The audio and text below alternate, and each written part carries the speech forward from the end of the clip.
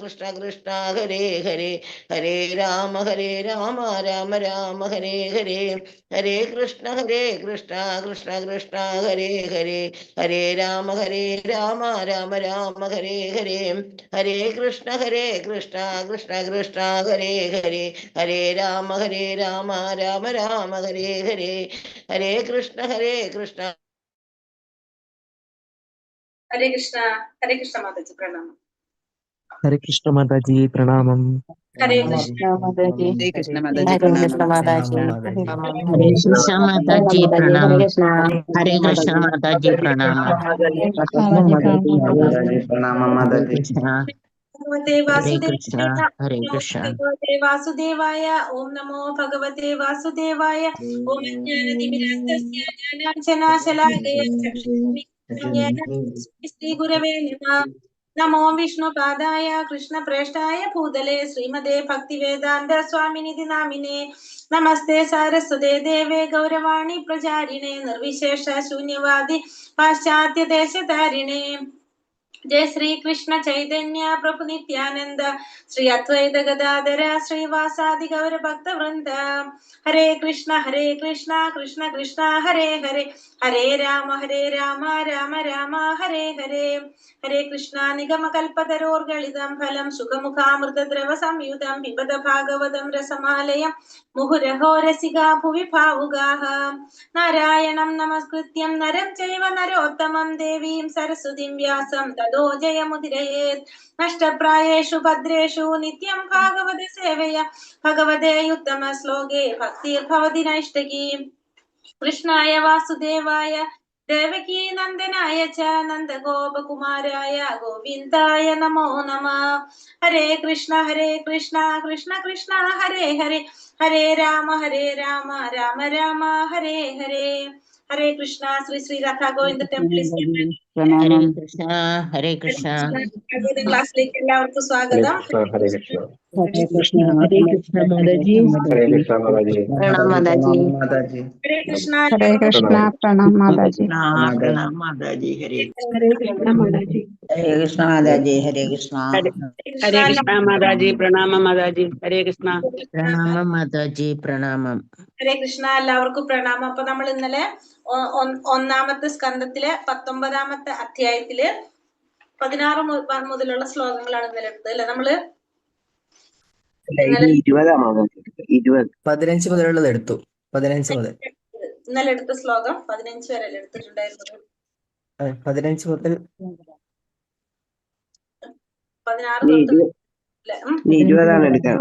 അതെ. അപ്പൊ ഇന്നലത്തെ ശ്ലോകത്തിൽ നമ്മൾ എന്താ കണ്ടത്? 15 മുതൽ 19 വരെ എടുക്കണം. 20 എടുക്കണം. ഇന്ന് 20 എടുക്കണം. 15 സ്റ്റാർട്ട് ചെയ്തത് ഇന്നലെ. 15 മുതൽ 19 വരെ. ഓക്കെ. ഇന്നലത്തെ ശ്ലോകത്തിൽ നമ്മൾ എന്താ? ഹരേ കൃഷ്ണ. ഹരേ കൃഷ്ണ. എല്ലാവർക്കും പ്രണാമം. അപ്പൊ ഇന്നലത്തെ ശ്ലോകത്തിൽ നമ്മൾ എന്താ പറഞ്ഞത്? ഭഗവാനല്ല, പരീക്ഷിത്ത് മഹാരാജാവ് ബ്രാഹ്മണന്മാരൊക്കെ പ്രണമിച്ചുകൊണ്ട് പ്രാർത്ഥിച്ചുകൊണ്ട് തനിക്ക് എന്താണ് ഇനിയും ജനനം ഉണ്ടാവാണെങ്കിൽ എന്താണ് പറഞ്ഞത്? ഇനിയും ജനനം ഉണ്ടാവാണെങ്കിൽ ഭഗവാന്റെ ഭക്തനായിട്ട് അചഞ്ചലമായിട്ടുള്ള ഭക്തിയോട് കൂടി ഭഗവാന്റെ ഭക്തന്മാരുമായിട്ടുള്ള സംസർഗവും പിന്നെ അതുപോലെ തന്നെ എല്ലാ ജീവാത്മാക്കളോടും മിത്രഭാവത്തിൽ വർത്തിക്കാൻ സാധിക്കണമെന്നാണ് അദ്ദേഹം പ്രാർത്ഥിച്ചത്. അടുത്ത ശ്ലോകത്തിൽ എന്താ പറഞ്ഞത്? തന്റെ പുത്രന് രാജ്യഭാരം കൈമാറിക്കൊണ്ട് ആത്മനിയന്ത്രണത്തോടു കൂടി ഗംഗാതീരത്ത്, അതായത് സമുദ്രത്തിന്റെ പത്നിയായിട്ടാ പറയണ അല്ലെ, ഗംഗാതീരത്ത് ഗർഭപ്പുല്ല് വിരിച്ച് ഇരിപ്പിടത്തില് ഇരുന്നിട്ട് ഉത്തര ദിശയിലേക്ക് അഭിമുഖമായിട്ട് ഇരുന്നു കൊണ്ട് എന്ത് ചെയ്തു? അദ്ദേഹം പൂർണ്ണമായിട്ടും സജ്ജനായിട്ട് യോഗ്യതകള് വരുത്താണ് ചെയ്യുന്നത്. അടുത്ത ശ്ലോകത്തില് മരണം വരെ ഉപവസിക്കാൻ തീരുമാനിച്ചതറിഞ്ഞിട്ട് എന്താണ് ആകാശത്തിൽ നിന്ന് ദേവന്മാര് അദ്ദേഹത്തെ വാഴ്ത്താനും അതുപോലെ തന്നെ സന്തോഷത്തോടു കൂടി പുഷ്പവൃഷ്ടി നടത്തുകയും ദിവ്യമായ പെരുമ്പറകളൊക്കെ മുഴക്കിയെന്നാ പറയുന്നത്. കാരണം അവരൊക്കെ വളരെയധികം സന്തോഷിച്ചു എന്നാണ് ഇവിടെ ശ്ലോകത്തിൽ 18ാമത്തെ ശ്ലോകത്തില് പറയുന്നത്. 19ാമത്തെ ശ്ലോകത്തിൽ എന്താ പറഞ്ഞത്? രാജാവിന്റെ ആ തീരുമാനത്തെ അവിടെ കൂടിയിരുന്ന ഋഷിമാരെല്ലാം പ്രശംസിച്ചു, അഭിനന്ദിച്ചു എന്ന് പറഞ്ഞാൽ ഭഗവാന്റെ ഗുണങ്ങളുള്ള ആ പരീക്ഷിത്ത് മഹാരാജാവിനെ ശ്ലാഘിച്ചുകൊണ്ട് അവരെല്ലാം സംസാരിക്കാനായിട്ട് തുടങ്ങി എന്നാണ് നമ്മള് 19ാമത്തെ ശ്ലോകത്തില് പറഞ്ഞത്. അതുവരെയല്ലേ എടുത്തത്? ബ്രാഹ്മണ കുമാരന്റെ ശാപത്താൽ അനുഗ്രഹിക്കപ്പെടുകയാണ് ചെയ്തതെന്ന് പറയും. അപ്പൊ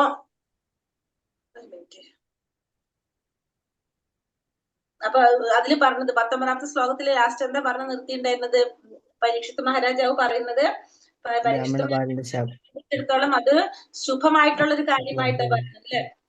കാരണം ബ്രാഹ്മണ ബാലന്റെ ശാപം കൊണ്ട് അദ്ദേഹം അനുഗ്രഹിക്കപ്പെട്ടതായിട്ടാണ് അവിടെ പറയുന്നത്. ഹരേ കൃഷ്ണ. 20ാമത്തെ ശ്ലോകം. ഓം നമോ ഭഗവതേ വാസുദേവായ. നാവാ ഇദം രാജർഷിവര്യ ചിത്രം ഭവർസു കൃഷ്ണം സാമാനുവ്രതേഷു യേധ്യാസനം രാജകിരീടജുഷ്ടം സത്യോ ജഹൂർ ഭഗവത് പാർശ്വകാമഃ. നാവാ ഇദം രാജർഷിവര്യ ചിത്രം ഭവത്സു കൃഷ്ണം സമനുവ്രതേഷു യേധ്യാസനം രാജകിരീടജുഷ്ടം സത്യോ ജുഹൂർ ഭഗവത് പാർശ്വകാമഃ. ചൊല്ലാം. ഭഗവതേ വാസുദേവായ.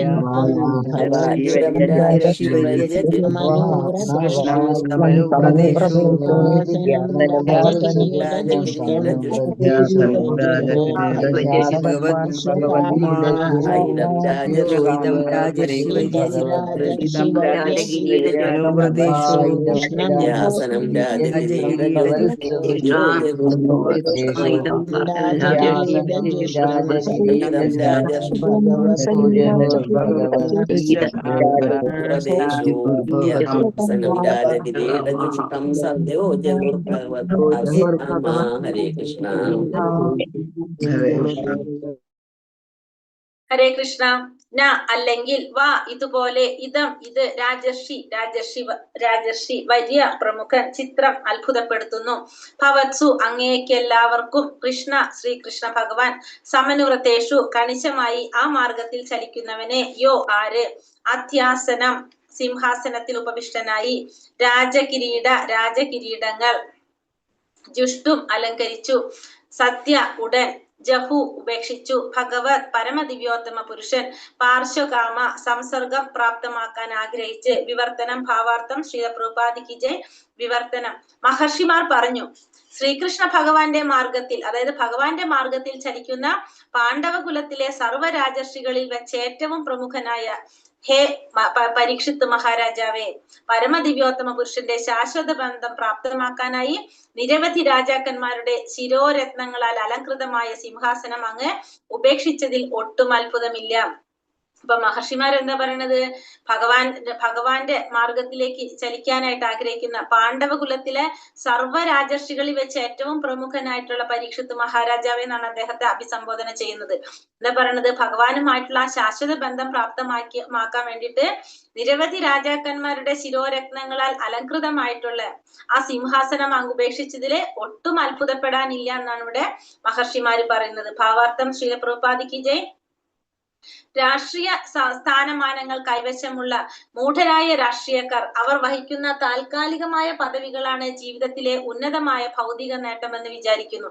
അതുകൊണ്ട് ഭഗവാന്റെ സനാതന ധാമത്തിൽ അദ്ദേഹത്തിന്റെ സഹചരന്മാരിൽ ഒരാളായി മോക്ഷം പ്രാപ്തമാക്കുകയാണ് ജീവിതത്തിന്റെ പരമലക്ഷ്യമെന്ന് മനസ്സിലാക്കാതെ ജീവിതാന്ത്യ നിമിഷം വരെ അവർ ആ പദവിയിൽ അള്ളിപ്പിടിച്ചിരിക്കുന്നു. ഈ ലക്ഷ്യം പ്രാപ്തമാക്കുകയാണ് മാനവ ജീവിതത്തിന്റെ ഉദ്ദേശം. പരമപുരുഷനിലേക്ക്, ഭഗവാന്റെ സനാതന ധാമത്തിലേക്ക് മടങ്ങി പോകുകയാണ് പരമമായ സംപ്രാപ്തി എന്ന് ഭഗവാൻ നമ്മെ ഭഗവത്ഗീതയിൽ നിരവധി തവണ ഉദ്ബോധിപ്പിക്കുന്നു. നരസിംഹ ഭഗവാനോട് പ്രാർത്ഥിക്കുന്ന വേളയിൽ പ്രഹ്ലാദ മഹാരാജാവ് ഇപ്രകാരം പറഞ്ഞു, അല്ലയോ എന്റെ ഭഗവാനെ, ഭൗതികമായ ജീവിത ശൈലിയിൽ ഞാൻ അത്യന്തം ഭയപ്പെടുന്നു. എന്നാൽ അങ്ങയുടെ ഈ ഘോരവും ഭയാനകവുമായ നരസിംഹഭാവം എന്നിൽ ഒട്ടും ഭീതി ഉളവാക്കുന്നില്ല. ഇവിടെ പറയുന്നത് രാഷ്ട്രീയ സ്ഥാനമാനങ്ങൾ കൈവശമുള്ള മൂഢരായിട്ടുള്ള രാഷ്ട്രീയക്കാര് അവര് വഹിക്കുന്ന താൽക്കാലിക പദവികളാണ് ഈ ജീവിതത്തിലെ ഭൗതിക നേട്ടമെന്നാണ് ഇവരെല്ലാം വിചാരിക്കുന്നത്. അതുകൊണ്ട് ഭഗവാന്റെ സനാതന ധാമത്തിൽ അദ്ദേഹത്തിന്റെ സഹചരന്മാരിൽ ഒരാളായിട്ട് മോക്ഷം പ്രാപ്തമാക്കുകയാണ് ജീവിതത്തിന്റെ പരമലക്ഷ്യമെന്ന് മനസ്സിലാക്കാതെ ജീവിതത്തിന്റെ അവസാനം വരെ അവരെന്ത് ചെയ്യും? ആ പദവിയിൽ അള്ളിപ്പിടിച്ചിരിക്കുകയാണ് ചെയ്യുന്നത്. ഈ ലക്ഷ്യം പ്രാപ്തമാക്കുകയാണ് മാനവ ജീവിതത്തിന്റെ ഉദ്ദേശം. പരമപുരുഷനിലേക്ക്, ഭഗവാന്റെ സനാതന ധാമത്തിലേക്ക് മടങ്ങും പോകുകയാണ് പരമമായ സംപ്രാപ്തി എന്ന് ഭഗവാൻ നമ്മെ ഭഗവത്ഗീതയിൽ നിരവധി തവണ ഉദ്ബോധിപ്പിക്കുന്നു. അപ്പൊ ഭഗവത്ഗീതയിലെ പല സ്ഥലത്തും ഭഗവാൻ പറയുന്നുണ്ട് എന്താണ്? ഭഗവാനിലേക്ക്, നമ്മുടെ സനാതനമായ ധാമത്തിലേക്ക്, നമ്മുടെ ശാശ്വതമായിട്ടുള്ള പരമമായ ധാമത്തിലേക്ക് മടങ്ങി പോകാനുള്ളതാണ് നമ്മള് അതാണ് നമ്മുടെ പരമമായ സംപ്രാപ്തി എന്ന് പറയുന്നത്, അല്ലെങ്കിൽ പരിപൂർണത എന്ന് പറയുന്നതെന്ന് ഭഗവാൻ ഭഗവത്ഗീതയില് പലതവണ പറയുന്നുണ്ട്. നരസിംഹ ഭഗവാനോട് പ്രാർത്ഥിക്കുന്ന വേളയിൽ പ്രഹ്ലാദ മഹാരാജാവ് പ്രവാചകൻ പറഞ്ഞു എന്താണ്? അല്ലയോ എന്റെ ഭഗവാനെ, ഭൗതികമായ ജീവിതശൈലിയെ ഞാൻ ഭയപ്പെടുന്നു. അപ്പൊ പ്രഹ്ലാദ കുമാരൻ പറയുന്നത് ഈ ഭൗതികമായിട്ടുള്ള ജീവിതശൈലിയെ ഞാൻ അത്യന്തം ഭയപ്പെടുന്നു, എന്നാൽ അങ്ങയുടെ ഘോരവും ഭയാനകവുമായിട്ടുള്ള നരസിംഹഭാവത്തെ ഒട്ടും ഭയക്കുന്നില്ല എന്നാ പറയുന്നത്. അപ്പൊ ഭഗവാന്റെ നരസിംഹഭാവത്തെ ഭയക്കുന്നില്ല, പക്ഷെ ഭൗതികമായ ജീവിതശൈലിയെ ഭയക്കുന്നു എന്നാണ് പ്രഹ്ലാദൻ പറയുന്നത്. ഈ ഭൗതികമായ ജീവിതശൈലി അരക്കല്ല് പോലെയും നാം ഒക്കെയും അതിൽ ഞെരിഞ്ഞ് അരയപ്പെടുന്ന വർത്തനങ്ങളുമാണ്. അവിടെ ജീവിതശൈലി എന്ന് പറഞ്ഞ അരക്കല്ല് പോലെയാണെന്ന് പറയുന്നത്. നമ്മളൊക്കെ അതില് ഞെരിഞ്ഞ് അരയപ്പെടുന്ന വർത്തനങ്ങൾ പോലെയാണ്. ജീവിതത്തിലെ പ്രക്ഷുബ്ധമായ തിരമാലകളുടെ ഈ ഭയാനകമായ നീർച്ചുഴിയിൽ നാം നിപതിച്ചിരിക്കുന്നു. ആകയാൽ അല്ലയോ എന്റെ ഭഗവാനെ, അങ്ങയുടെ ശാശ്വത സേവകരിൽ ഒരാളായി അങ്ങയുടെ സനാതന ധാമത്തിൽ എന്നെ മടക്കി വിളിക്കണമെന്ന് ഞാൻ അങ്ങയുടെ പാതാരവിന്ദങ്ങളിൽ പ്രാർത്ഥിക്കുന്നു. അപ്പൊ അതുകൊണ്ട് തന്നെ എന്താണ് പറയുന്നത്? ജീവിതത്തിലെ പ്രക്ഷുബ്ധമായിട്ടുള്ള തിരമാലകളുടെ ഈ ഭയാനകമായിട്ടുള്ള നീർച്ചുഴിയിൽ നമ്മൾ പതിച്ചിരിക്കുകയാണ്. ഇനി അതിൽ നിന്നും രക്ഷപ്പെടാൻ വേണ്ടിയിട്ട് ഭഗവാന്റെ ശാശ്വത സേവകരിൽ ഒരാളായിട്ട് അങ്ങയുടെ സനാതന ധാമത്തിൽ എന്നെ മടക്കി വിളിക്കണമെന്ന് എന്ത് ചെയ്യാണ്? ഞാൻ അങ്ങയുടെ പാതാരവിന്ദങ്ങളിൽ വീണ് പ്രാർത്ഥിക്കുകയാണ് ചെയ്യുന്നത്, ഇവിടെ നിന്ന് രക്ഷപ്പെടാൻ വേണ്ടിയിട്ട്. ഈ ഭൗതികമായ ജീവിതശൈലിയിൽ ഇത് മുക്തിയുടെ പരമകോടിയാകുന്നു, അഥവാ പരമമായ മോക്ഷം ഇപ്രകാരമുള്ളതാകുന്നു. ഭൗതിക ജീവിതത്തിൽ എനിക്ക് വളരെ കൈപ്പേറിയ അനുഭവങ്ങളാണ് ഉണ്ടായത്. എന്റെ സ്വന്തം കർമ്മഫലങ്ങളുടെ പ്രഭാവത്താൽ ഏതു ജീവിവർഗത്തിലാണോ എനിക്ക് ജന്മമെടുക്കേണ്ടി വന്നത്, അവിടെ എനിക്ക് അത്യന്തം വേദനാജനകമായ രണ്ട് കാര്യങ്ങൾ, പ്രിയപ്പെട്ടവരുടെ വിയോഗം, അപ്രിയമായവയെ അനുഭവിക്കേണ്ടി വരുന്നു. അവയെ പ്രതിരോധിക്കാൻ ഞാൻ സ്വീകരിച്ച ഉപാധികളൊക്കെയും ആ പീഡയേക്കാൾ അഥവാ മാനസികവും ശാരീരികവുമായ വേദനയേക്കാൾ അത്യന്തം ഭയാവഹവുമാകുന്നു. അതിനാൽ ഞാൻ ഒരു സ്ഥാനത്തു നിന്നും മറ്റൊരു സ്ഥാനത്തേക്ക് ജന്മജന്മാന്തരമായി പ്ലവനം ചെയ്തു. ആകയാൽ അങ്ങയുടെ പാതാരവിന്ദങ്ങളിൽ എനിക്ക് അഭയം പ്രദാനം ചെയ്യണമെന്ന് ഞാൻ പ്രാർത്ഥിക്കുന്നു. ഇവിടെ എന്താണ് പറയുന്നത്? ഈ ഭൗതികമായ ജീവിതശൈലിയില് ഇത് മുക്തിയുടെ പരമകോടിയാകുന്നു, അല്ലെങ്കിൽ പരമമായ മോക്ഷം ഇപ്രകാരമാകുന്നു എന്നാ പറയുന്നത്. എങ്ങനെ? ഭഗവാന്റെ പാതാരവിന്ദങ്ങളിൽ അഭയം തേടാം, ഭഗവാന്റെ ധാമത്തിലേക്ക് പോകാൻ സാധിക്കുന്നത്. എന്റെ സ്വന്തം കർമ്മഫലങ്ങളുടെ ഭൗതിക ജീവിതത്തിൽ എനിക്ക് വളരെ കൈപ്പേറിയ അനുഭവങ്ങളാണ് ഉണ്ടായതെന്നാണ് പറയുന്നത്. എന്താണ് പറയുന്നത്? സ്വന്തം കർമ്മഫലങ്ങളുടെ പ്രഭാവത്താൽ ഏത് ജീവിവർഗത്തിലാണോ എനിക്ക് ജന്മമെടുക്കേണ്ടി വന്നത്, അവിടെ എനിക്ക് അത്യന്തം വേദനാജനകമായിട്ടുള്ള രണ്ട് കാര്യങ്ങളാണ് സംഭവിക്കുന്നത്. എന്തൊക്കെയാണ്? ഒന്ന്, പ്രിയപ്പെട്ടവരുടെ വിയോഗം. രണ്ടാമത്തത്, അപ്രിയമായിട്ടുള്ളതിനെ നേരിടേണ്ടി വരുന്നത്, അനുഭവിക്കേണ്ടി വരികയാണ് ചെയ്യുന്നത്. അവയെ പ്രതിരോധിക്കാൻ ഞാൻ സ്വീകരിച്ച ഉപാധികളൊക്കെ എങ്ങനെയാണ്? ആ പീഡയേക്കാൾ അഥവാ മാനസികവും ശാരീരികവുമായ വേദനയേക്കാൾ അത്യന്തം ഭയാവഹമായിരുന്നു. അപ്പോ അതിനെ പ്രതിരോധിക്കാൻ വേണ്ടിയിട്ട് ഞാൻ സ്വീകരിച്ച ഉപാധികളൊക്കെ വളരെയധികം ഭയാവഹമായതും വേദനയേക്കാൾ അത്യന്തം ഭയാവഹമായിരുന്നു എന്നാണ് പറയുന്നത്. അതുകൊണ്ട് തന്നെ ഞാൻ ഒരു സ്ഥാനത്തു നിന്നും മറ്റൊരു സ്ഥാനത്തേക്ക് ജന്മജന്മാന്തരമായിട്ട് പ്ലവനം ചെയ്തു. അതുകൊണ്ട് അങ്ങയുടെ പാതാരവിന്ദങ്ങളിൽ എനിക്ക് അഭയം തരണേന്നാണ് ഞാനിവിടെ പ്രാർത്ഥിക്കുന്നത്. ഈ ശ്ലോകത്തിലെ അനേകം പുണ്യാത്മാക്കളെക്കാൾ ശ്രേഷ്ഠരായ പാണ്ഡവ രാജാക്കന്മാർക്ക് ഭൗതിക ജീവിത ശൈലിയുടെ കൈപ്പേറിയ ഫലങ്ങളെ കുറിച്ച് അറിയാം. അവർ കൈയാളുന്ന പ്രഭാവപൂർണമായ സിംഹാസനത്തിൽ അവരൊരിക്കലും മോഹിതരാകുന്നില്ല. ഭഗവാന്റെ ശാശ്വത സഹചരനായി ഭഗവാനുമായി സനാതനമായി സഹവസിക്കുവാൻ ഭഗവാൻ വിളിക്കുന്ന ഒരവസരത്തിനായി അവർ സദാ കാത്തിരുന്നു. പരീക്ഷിത മഹാരാജാവ് യുധിഷ്ഠിരന്റെ അതിശ്രേഷ്ഠനായ പൗത്രനാണ്. മഹാരാജാവ് യുധിഷ്ഠിരൻ അദ്ദേഹത്തിന്റെ പൗത്രന് സിംഹാസനം കൈമാറി. അതുപോലെ മഹാരാജാവ് യുധിഷ്ഠിരന്റെ പൗത്രനായ പരീക്ഷിത മഹാരാജാവ് തന്റെ പുത്രൻ ജനമേജയന് വേണ്ടി പ്രഭാപൂർണമായ അദ്ദേഹത്തിന്റെ സിംഹാസനം പരിത്യജിച്ചു. ഇവിടെ പറയുന്നത് ഈ ശ്ലോകത്തില് അനേകം പുണ്യാത്മാക്കളെക്കാൾ ശ്രേഷ്ഠരായ അനേകം പുണ്യാത്മാക്കളെക്കാൾ ശ്രേഷ്ഠരായിട്ടുള്ള പാണ്ഡവ രാജാക്കന്മാർക്ക് ഭൗതിക ജീവിത ശൈലിയുടെ കൈപ്പേറിയ ഫലങ്ങളെ കുറിച്ചൊക്കെ നന്നായിട്ട് അറിയാവുന്നതാരാണ് പാണ്ഡവര്. അവർ കൈയാളുന്ന പ്രഭാപൂർണമായ സിംഹാസനത്തിന്റെ ദീപ്തിയാൽ അവർക്ക് അതുകൊണ്ട് ഒരിക്കലും എന്തുണ്ടാവുന്നില്ല, അതില് മോഹിതരാകുന്നില്ല. അവര് ആ ഭഗവാന്റെ ശാശ്വതമായിട്ടുള്ള സഹചാരനായിട്ട് ഭഗവാനുമായിട്ട് സനാതനമായി സഹകരിച്ച് വസിക്കുവാൻ ഭഗവാൻ വിളിക്കുന്ന ഒരു അവസരത്തിന് വേണ്ടിയിട്ട് അവര് സദാ കാത്തിരിക്കുന്നു. പിന്നെ പരീക്ഷിത്ത മഹാരാജാവ് യുധിഷ്ഠിരന്റെ അതിശ്രേഷ്ഠനായിട്ടുള്ള പൗത്രനാണ്. അതുപോലെ തന്നെ എന്താണ് പറഞ്ഞത്, മഹാരാജാവ് യുധിഷ്ഠിരൻ അദ്ദേഹത്തിന്റെ പൗത്രന് സിംഹാസനം കൈമാറുകയും ചെയ്തു. അതേപോലെ മഹാരാജാവ് യുധിഷ്ഠിരന്റെ പൗത്രനായിട്ടുള്ള പരീക്ഷിത്ത മഹാരാജാവോ തന്റെ പുത്രനായിട്ടുള്ള ജനമേജയന് വേണ്ടി ആ സിംഹാസനം പരിത്യജിച്ചു. ആ രാജവംശത്തിലെ എല്ലാ രാജാക്കന്മാരുടെ രീതി ഇതാണ്. അപ്പൊ എല്ലാവരും അങ്ങനെ തന്നെയായിരുന്നു. എന്തെന്നാൽ അവരെല്ലാവരും കണിശമായി ശ്രീകൃഷ്ണ ഭഗവാന്റെ മാർഗത്തിൽ ചലിക്കുന്നവരാണ്. അപ്പൊ എല്ലാവരും എങ്ങനെയുള്ളവരാണ്? ഭഗവാന്റെ മാർഗത്തില് ഭഗവാന്റെ നിർദ്ദേശങ്ങൾ അനുസരിച്ച് പ്രവർത്തിക്കുന്നവരാണ് എല്ലാ രാജാക്കന്മാരും. ആകയാൽ ഭഗവത് ഭക്തന്മാർ ഒരിക്കലും ഭൗതിക ജീവിതത്തിന്റെ ദീപ്തിയിൽ മോഹിക്കാത്തവരാണ്. അപ്പൊ ഭഗവാന്റെ ഭക്തന്മാർക്കും എന്തുണ്ടാവില്ല, ഒരിക്കലും ഭൗതികമായിട്ടുള്ള ജീവിതത്തിന്റെ ആ ദീപ്തിയില് മോഹിക്കാത്തവരാണ് എല്ലാം ഭഗവാൻ ഭക്തന്മാർ, അല്ലെങ്കിൽ വശീകരിക്കപ്പെടാത്തവരാണ്. മാത്രമല്ല അവർ കൃത്രിമമായ വസ്തുക്കളിലും വിഷയങ്ങളിലും മായികമായ ഭൗതിക ജീവിത ശൈലിയിലും മിഥ്യയായ ഭൗതിക ജീവിതത്തിലും ബന്ധിതരാകാതെ അഥവാ ആസക്തിയില്ലാതെ നിഷ്പക്ഷമായി ജീവിക്കുന്നു. അപ്പൊ ഇവരെങ്ങനെയാണ് പറയുന്നത്? അവര് ഒന്നിലും ഭൗതികമായിട്ടുള്ള ജീവിതത്തിന്റെ ദീപ്തിയിൽ അല്ലെങ്കിൽ അതിൽ മോഹിക്കാത്തവരാണ്, അല്ലെങ്കിൽ വശീകരിക്കപ്പെടാത്തവരാണ് ഭഗവാന്റെ ഭക്തന്മാര്. അവര് കൃത്രിമമായിട്ടുള്ള ഒരു വസ്തുക്കളിലോ വിഷയങ്ങളിലോ മായികമായിട്ടുള്ള ഈ ജീവിത ശൈലിയിലോ മിഥ്യയായിട്ടുള്ള ഭൗതിക ജീവിതത്തിലൊന്നും ബന്ധിതരാകാതെ അതിലൊന്നും ആസക്തി ഇല്ലാതെ നിഷ്പക്ഷമായിട്ട് ജീവിക്കുന്നവരാണ് ആര്? ഭഗവാന്റെ ഭക്തന്മാരെല്ലാവരും. ഹരേ കൃഷ്ണ. ശ്ലോകം 21. സർവേ വയം താവദിഹാസ്മഹേഥ കലേവരം യാവദസൗ വിഹായ ലോകം പരം വിരജസ്കം വിശോകം യാസത്യയം ഭഗവത പ്രധാനഃ. സർവേ വയം താവദിഹാസ്മഹേഥ കളേവരം യാവദസൗ വിഹായ ലോകം പരം വിരജസ്കം വിശോകം യാസത്യയം ഭഗവത പ്രധാനഃ. ചൊല്ലിക്കോളൂ.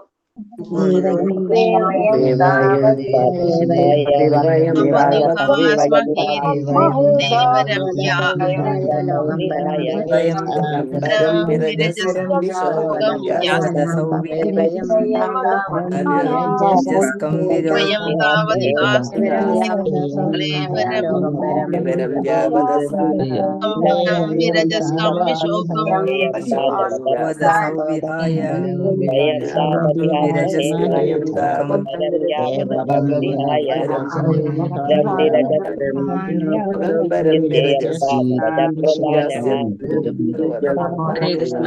സർവേ വയം തവാദിഹാസ്മഹേന കളേവരം യാവദസൗ വിഹായ ലോകം പരവിരഞ്ജനം ശോകം. സർവേ എല്ലാം വയം നാം താവത് അത്രത്തോളം ഇഹ ഈ സ്ഥലത്ത് ആസ്മഹേ കാത്തു നിൽക്കും അഥ ഇതിനു ശേഷം കളേവരം ശരീരം യാവത് അതുവരെ അസൗ രാജാവ് വിഹായ ഉപേക്ഷിക്കുന്നു ലോകം പരമമായ വിരജസ്കം ലൗകിക മാലിന്യങ്ങളിൽ നിന്നും പൂർണ്ണ വിമുക്തനായി വിശോകം എല്ലാ പരിദേവനങ്ങളിൽ അതായത് ശോകങ്ങളിൽ നിന്നും പൂർണ്ണമുക്തനായി യാസ്യതി മടങ്ങിപ്പോകുന്നത് അയം ഈ ഭാഗവത ഭക്തൻ പ്രധാന ഉത്കൃഷ്ടം വിവർത്തനം ഭാവാർത്ഥം ശീല പ്രഭുപാദിക്ക് ജയ്. വിവർത്തനം ഭഗവാന്റെ ഉത്കൃഷ്ട ഭക്തനായ പരീക്ഷിത്ത് മഹാരാജാവ് എല്ലാ ഭൗതിക മാലിന്യങ്ങളിൽ നിന്നും പരിദേവനങ്ങളിൽ നിന്നും പൂർണ്ണ മുക്തനായി പരമലോകത്തിലേക്ക് മടങ്ങുന്നത് വരെ ഞങ്ങൾ എല്ലാവരും ഇവിടെ കാത്തു നിൽക്കും. അപ്പൊ ഇവിടെ പറയുന്നത് എല്ലാ തരത്തിലും ഭഗവാന്റെ ഉത്കൃഷ്ട ഭക്തനായിട്ടുള്ള പരീക്ഷിത്ത് മഹാരാജാവ് എല്ലാ തരത്തിലുള്ള ഭൗതിക മാലിന്യങ്ങളിൽ നിന്നും അതുപോലെ തന്നെ ശോകങ്ങളിൽ നിന്നും പരിദേവനങ്ങളിൽ നിന്നെല്ലാം മടങ്ങി പോകുന്നത് വരെ പൂർണ്ണമായിട്ടും മുക്തനായിട്ട് പരമലോകത്തിലേക്ക് മടങ്ങുന്നത് വരെ ഞങ്ങൾ എല്ലാവരും എന്ത് ചെയ്യും? ഇവിടെ കാത്തു നിൽക്കും. ഭാവാർത്ഥം ശീലപ്രഭുപാദിക്ക് ജയ്. ആകാശത്തിലെ മേഘങ്ങളോട് താരതമ്യപ്പെടുത്താവുന്ന ഭൗതിക സൃഷ്ടിയുടെ പരിധിക്കപ്പുറത്ത് പരവ്യോമം അഥവാ വൈകുണ്ഠ ലോകങ്ങളാൽ സമ്പൂർണമായ ആത്മീയ ആകാശമുണ്ട്. അവണ്ണമുള്ള വൈകുണ്ഠ ലോകങ്ങൾ ഏതൊക്കെയാണെന്നാണ് പറയുന്നത് അല്ലെ. അപ്പൊ ആകാശത്തിലെ മേഘങ്ങളോട് താരതമ്യപ്പെടുത്താവുന്ന ഭൗതിക സൃഷ്ടിയുടെ പരിധിക്കപ്പുറത്ത്, ആകാശത്തിലെ മേഘങ്ങളോട് താരതമ്യപ്പെടുത്താവുന്ന രീതിയിൽ ഭൗതിക സൃഷ്ടിയുടെ പരിധിക്ക് അപ്പുറത്ത് എങ്ങനെയാണ് പരവ്യോമം എന്ന് വെച്ചാല് വൈകുണ്ഠ ലോകങ്ങളാൽ സമ്പൂർണമായ ആത്മീയ ആകാശമുണ്ട്. അവിടെ അവണ്ണമുള്ള വൈകുണ്ഠ ലോകങ്ങൾ ഏതൊക്കെയാണ്? പുരുഷോത്തമ ലോകം, അച്യുത ലോകം, ത്രിവിക്രമ ലോകം, ഋഷികേശ ലോകം, കേശവ ലോകം, അനിരുദ്ധ ലോകം, മാധവ ലോകം, പ്രത്യുപ്ന ലോകം, സംകർഷണ ലോകം, ശ്രീധര ലോകം, വാസുദേവ ലോകം, അയോധ്യ ലോകം, ദ്വാരകാ ലോകം എന്നിങ്ങനെ വ്യത്യസ്തമായും അറിയപ്പെടുന്നു. അപ്പൊ വൈകുണ്ഠ ലോകങ്ങൾ, ആ വൈകുണ്ഠ ലോകങ്ങളുടെ പേരുകളാണ് ഇവിടെ പറഞ്ഞിരിക്കുന്നത്. ഏതൊക്കെയാണ് വൈകുണ്ഠ ലോകങ്ങൾ എന്ന് പറഞ്ഞത്? ഏതൊക്കെയാണ് പറഞ്ഞത്?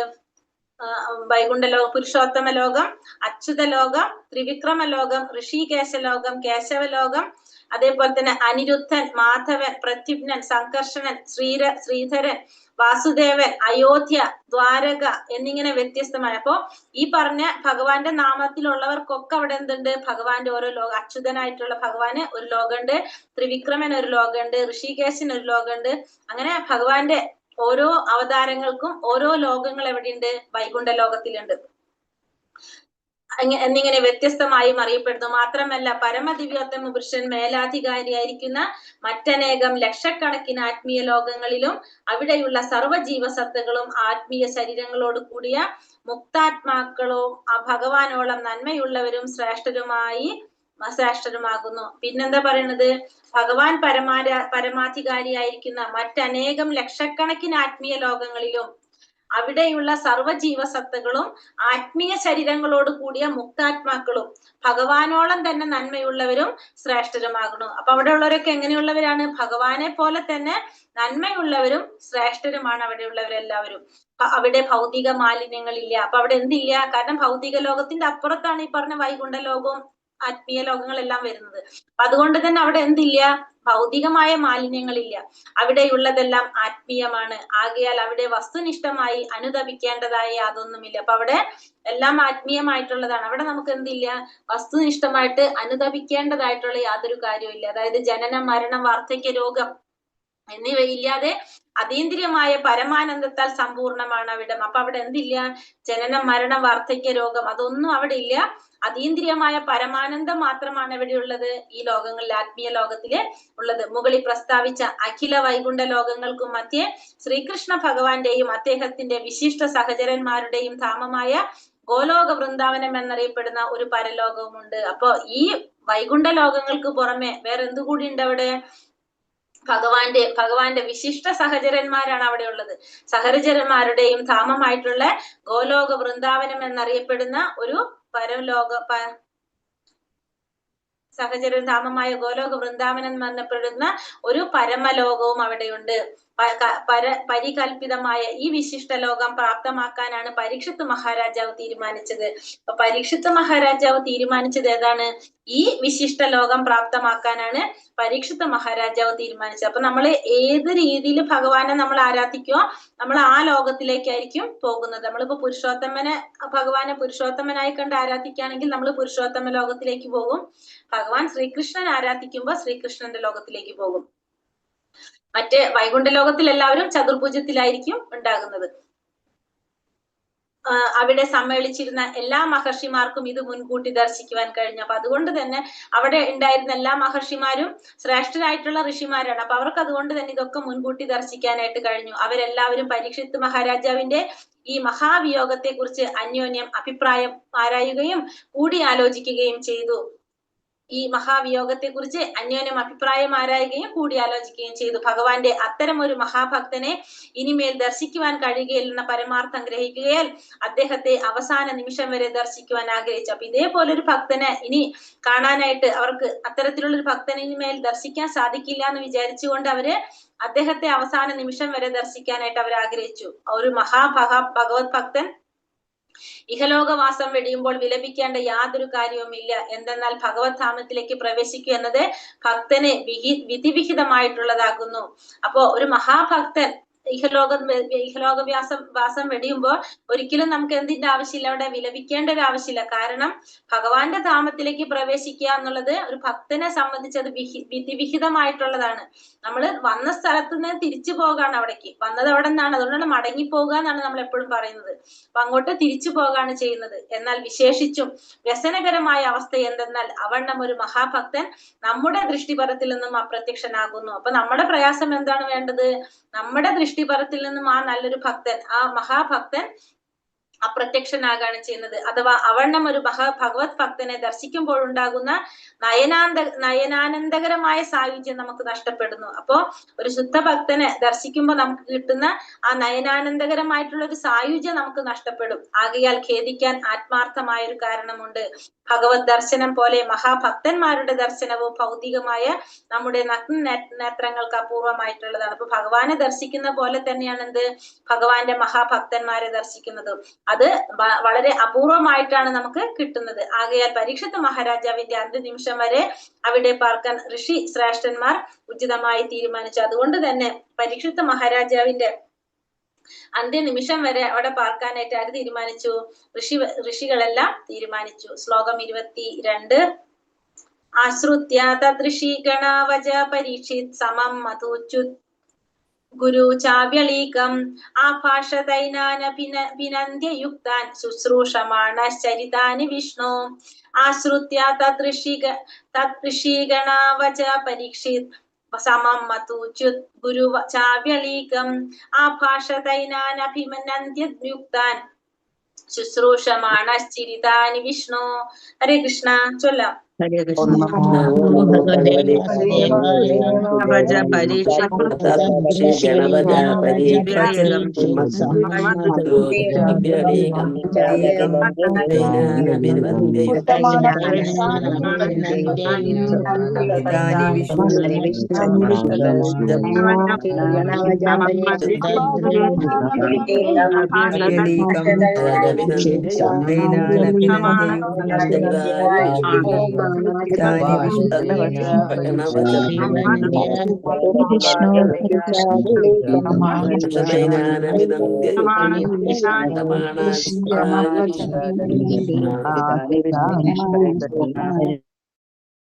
കൃഷ്ണ. ആശ്രുത്യ ഇത് ശ്രവിച്ച ശേഷം തത് ആ ഋഷിഗണങ്ങൾ വച സംസാരിച്ചത് പരീക്ഷിത് മഹാരാജാവ് സമം നിഷ്പക്ഷമായി മധുച്യുത് ശ്രവണ മധുരം ഗുരുവായ ചവും അവ്യളീകം പരിപൂർണ സത്യം ആഭാഷത പറഞ്ഞു ഏനാൻ അവരെല്ലാവരും അഭിനന്ദിച്ചു യുക്തമായി അവതരിപ്പിച്ചു ശുശ്രൂഷമാന ശ്രവിക്കാൻ വ്യഗ്രത പൂണ്ട് ചരിതാനി ലീലകളെ സംബന്ധിച്ച് വിഷ്ണു പരമദിവ്യോത്തമ പുരുഷൻ. വിവർത്തനം ശ്രീല പ്രഭുപാദിക്ക് ജയ്. ഉത്കൃഷ്ട ഋഷിമാർ പ്രസ്താവിച്ചതെല്ലാം ശ്രവണമധുരമായതും സമ്പൂർണവും ഉചിതമായ രീതിയിൽ അവതരിപ്പിച്ച പരിപൂർണ സത്യങ്ങളായിരുന്നു. ആകയാൽ അവയെല്ലാം ശ്രദ്ധയോടെ ശ്രവിച്ച ശേഷം പരീക്ഷിത് മഹാരാജാവ് ഋഷിശ്രേഷ്ഠരെ അഭിനന്ദിക്കുകയും പരമപുരുഷന്റെ ലീലകളെ കുറിച്ച് ശ്രവിക്കാനുള്ള അദ്ദേഹത്തിന്റെ ഉത്കടമായ ആഗ്രഹം പ്രകടിപ്പിക്കുകയും ചെയ്തു. ഇവിടെ ഭാഗവതത്തിനെ കുറിച്ച് ഭാഗവതം തുടങ്ങാനായിട്ട് പോകാണ് അല്ലെ. ഉത്കൃഷ്ട ഋഷികള് പ്രസ്താവിച്ചതെല്ലാം ശ്രവണമധുരമായതും അർത്ഥപൂർണവും ഉചിതമായ രീതിയിൽ അവതരിപ്പിച്ച പരിപൂർണ സത്യങ്ങളായിരുന്നു. അപ്പൊ അതുകൊണ്ട് തന്നെ അതെല്ലാം ശ്രദ്ധയോടുകൂടി ശ്രവിച്ച ശേഷം പരീക്ഷിത് മഹാരാജാവ് ഋഷിമാരെ ശ്രേഷ്ഠരായിട്ടുള്ള ഋഷിമാരെ അഭിനന്ദിച്ച് ആ പരമപുരുഷന്റെ ലീലകളെ കുറിച്ച് ശ്രവിക്കാനുള്ള അദ്ദേഹത്തിന്റെ ഉത്കടമായിട്ടുള്ള ആഗ്രഹം പ്രകടിപ്പിച്ചു. അപ്പൊ അദ്ദേഹം ഭഗവാന്റെ ആ ലീലകളെ കുറിച്ച് കേൾക്കാനായിട്ടുള്ള തന്റെ ആഗ്രഹം അവിടെ പ്രകടിപ്പിക്കുകയാണ് ചെയ്യുന്നത്. ശ്ലോകം 23. സമാകഥാ സർവത ഏവ സർവേ വേദ യഥാമൂർത്തിധരാസ്ത്രി പൃഷ്ഠേ നേഹാധനാമൃത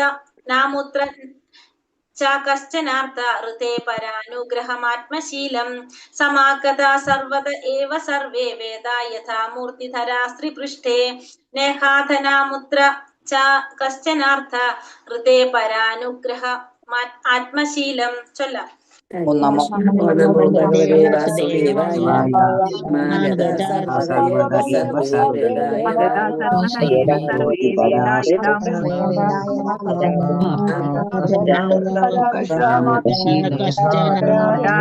കശ്ചന സർവദൈവ സർവേ വേദായ അനുഗ്രഹമാത്ര സർവദ ഏവ സർവേ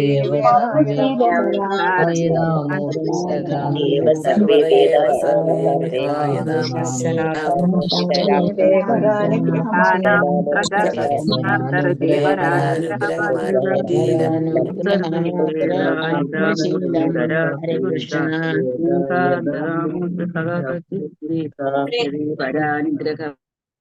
ഹരേ കൃഷ്ണ. സമാഗത ഒത്തുചേർന്നു സർവത നാനാ ദിക്കുകളിൽ നിന്നും ഏവ തീർച്ചയായും സർവേ നിങ്ങളെല്ലാവരും വേദ പരമജ്ഞാനം യഥാ പോലെ മൂർത്തിധര രൂപം പൂണ്ട ത്രിപൃഷ്ഠെ ബ്രഹ്മലോകത്ത്, അതായത് ത്രിലോകങ്ങൾക്കുപരിയായി സ്ഥിതി ചെയ്യുന്ന ന അല്ല ഇഹ ഈ ലോകത്ത്, അഥ അനന്തരം ന അല്ലെങ്കിൽ അമുത്ര അന്യലോകത്ത്, ച കശ്ചന മറ്റെന്തോ, അർത്ഥ താല്പര്യം, ഹൃദയ രക്ഷിക്കുകയും പ്രതിഷേധിക്കുകയും, പര മറ്റുള്ളവരെ, അനുഗ്രഹം നന്മ ചെയ്യുക, ആത്മശീലം നൈസർഗിക ഗുണം. വിവർത്തനം ശ്രീല പ്രഭുപാദിക്ക് ജയ്. വിവർത്തനം. രാജാവ് പറഞ്ഞു, അല്ലയോ ഋഷിശ്രേഷ്ഠരെ, നാനാഭാഗത്തു നിന്നും നിങ്ങൾ എല്ലാവരും കരുണാപൂർവം ഇവിടെ സന്നിഹിതരായിരിക്കുന്നു. ത്രിലോകങ്ങൾക്കുപരിയായ സത്യലോകത്ത് വസിക്കുന്ന പരമജ്ഞാനത്തിന്റെ മൂർത്തരൂപത്തോളം നന്മയുള്ളവരാണ് നിങ്ങൾ എല്ലാവരും. തൽഫലമായി സ്വാഭാവികമായും മറ്റുള്ളവർക്ക് നന്മ ചെയ്യുന്നതിൽ മനസ്സംതൃപ്തിയുള്ളവരും മറ്റുള്ളവരുടെ ആശീർവാദങ്ങൾ പ്രതീക്ഷിക്കാത്ത നൈസർഗിക ഗുണത്തോട് കൂടിയവന്മാരെ നിങ്ങൾക്ക് ഈ ജന്മത്തിലോ അടുത്ത ജന്മത്തിലോ യാതൊരു താല്പര്യമില്ല അഥവാ പ്രതിഫലേച്ഛയുമില്ല. എന്താണ് രാജാവ് പറയുന്നത്? ഋഷിമാരോട് പറയുന്നത്, ഋഷി ശ്രേഷ്ഠരെ, പ്രപഞ്ചത്തിന്റെ നാനാഭാഗത്തു നിന്നും നിങ്ങൾ എല്ലാവരും കരുണാപൂർവം ഇവിടെ സന്നിഹിതരായിരിക്കുകയാണ്. അപ്പൊ ത്രിലോകങ്ങൾക്കുപരിയായിട്ടുള്ള സത്യലോകത്ത്, ത്രിലോകങ്ങൾക്ക് മുകളിലുള്ള ആ സത്യലോകത്ത് വസിക്കുന്ന പരമജ്ഞാനത്തിന്റെ മൂർത്തരൂപത്തോളം നന്മയുള്ളവരാണ് നിങ്ങൾ എല്ലാവരും. അപ്പൊ ബ്രഹ്മാവിനോളം തന്നെ സത്യലോകത്ത് ആരാ ഉള്ളത്? ബ്രഹ്മാവ്. ബ്രഹ്മാവിനോളം തന്നെ നന്മയുള്ളവരാണ് നിങ്ങൾ എല്ലാവരും. തൽഫലമായിട്ട് സ്വാഭാവികമായും മറ്റുള്ളവർക്ക് നന്മ ചെയ്യുന്നതിൽ മനസംതൃപ്തിയുള്ളവരും മറ്റുള്ളവരുടെ ആശീർവാദങ്ങൾ പ്രതീക്ഷിക്കാതെ നൈസർഗിക ഗുണങ്ങളോട് കൂടിയവരുമായിട്ട്, സ്വാഭാവികമായിട്ടുള്ള എന്താ പറയാ, സ്വമേധയാ തന്നെ നൈസർഗിക ഗുണങ്ങളോട് കൂടിയവരുമായിട്ടുള്ള നിങ്ങൾക്ക് ഈ ജന്മത്തിലും അടുത്ത ജന്മത്തിലും യാതൊരു താല്പര്യവുമില്ല. നിങ്ങൾക്കൊന്നും എന്തില്ല, ഈ ജന്മത്തിലായാലും അടുത്ത ജന്മത്തിനായാലും യാതൊരു താല്പര്യവുമില്ല, അഥവാ പ്രതിഫലേച്ഛയുമില്ല. യാതൊരു വിധത്തിലുള്ള പ്രതിഫലവും ഇച്ഛിക്കാത്തവരാണെന്ന് ആരിവിടെ പറയാണ്? പരീക്ഷിത്ത് മഹാരാജാവ് ഋഷികളോട് പറയാണ്. അടുത്തതെടുത്ത സമയം കൂടുതലാവും അല്ലെ? ഇവിടെ വരെ വായിച്ചു നിർത്താം. ഭാവാർത്ഥം ശ്രീല പ്രഭുപാദിക്ക് ജയ്. സമ്പത്ത്, ശക്തി, കീർത്തി, സൗന്ദര്യം, വിജ്ഞാനം, പരിത്യാഗം എന്നീ 6 വിധ വിഭൂതികൾ യഥാർത്ഥത്തിൽ പരമദിവ്യോത്തമ പുരുഷന്റെ വ്യത്യസ്തങ്ങളായ വിശേഷ ഗുണങ്ങളാണ്. പരമസത്ത അഥവാ പരമജീവാത്മാവിന്റെ അവിഭാജ്യ ഘടകങ്ങളായ ജീവസത്തകൾക്ക് എല്ലാവിധ വിശേഷ ഗുണങ്ങളും ഭാഗികമായി ഏകദേശം 78% വരെ കാണപ്പെടുന്നു. ഭൗതിക ലോകത്തെ ഈ വിശേഷ ഗുണങ്ങളൊക്കെയും, അതായത് ഭഗവാന്റെ ഗുണങ്ങളുടെ 78% ഗുണങ്ങൾ ആരിലുണ്ട്? ജീവാത്മാക്കളിലുണ്ട്. സൂര്യൻ മേഘങ്ങളാൽ എന്ന പോലെ ഭൗതിക ശക്തിയാൽ ആവരണം ചെയ്തിരിക്കുന്നു. യഥാർത്ഥ തേജസ്സുമായി താരതമ്യപ്പെടുത്തുമ്പോൾ സൂര്യദേവന്റെ ആവരണ ശക്തി അഥവാ ദീപ്തി അത്യന്തം മങ്ങിയതാണ്, നിഷ്പ്രഭമാണ്. അതുപോലെ അത്തരം വിശേഷ ഗുണങ്ങളുമായി താരതമ്യം ചെയ്യുമ്പോൾ ജീവാത്മാവിന്റെ യഥാർത്ഥ നിറം ഏറെക്കുറെ ശൂന്യമായി തീരുന്നു. അധമലോകങ്ങൾ, മധ്യമലോകങ്ങൾ, ഉന്നത ലോകങ്ങൾ എന്നിങ്ങനെ ത്രിവിധ ഗ്രഹ സമൂഹങ്ങളുണ്ട്. ഇവിടെ പറഞ്ഞത് സമ്പത്ത്, ശക്തി, കീർത്തി, സൗന്ദര്യം, വിജ്ഞാനം, പരിത്യാഗം, ഇങ്ങനെ 6 വിധത്തിലുള്ള വിഭൂതികൾ ആരിലുണ്ട്? ഭഗവാന്റെ സവിശേഷ ഗുണങ്ങളായിട്ട് പറയുന്നതാണത്. പരമസത്ത അഥവാ പരമജീവാത്മാവിന്റെ അവിഭാജ്യ ഘടകങ്ങളായ ജീവാത്മാക്കൾക്ക് എല്ലാവിധ ഗുണങ്ങളും ഭാഗികമായിട്ട് ഏകദേശം 78% വരെ കാണാം. അപ്പൊ ഈ പറഞ്ഞ ഗുണങ്ങളെല്ലാം ഭഗവാന്റെ അംശമായിട്ടുള്ള ജീവാത്മാക്കളിലുണ്ട്. എത്ര ശതമാനത്തോളം? 78% ഭഗവാന്റെ ഗുണങ്ങളുടെ 78% ആരിലുണ്ട്? ജീവാത്മാക്കളിലുണ്ട്.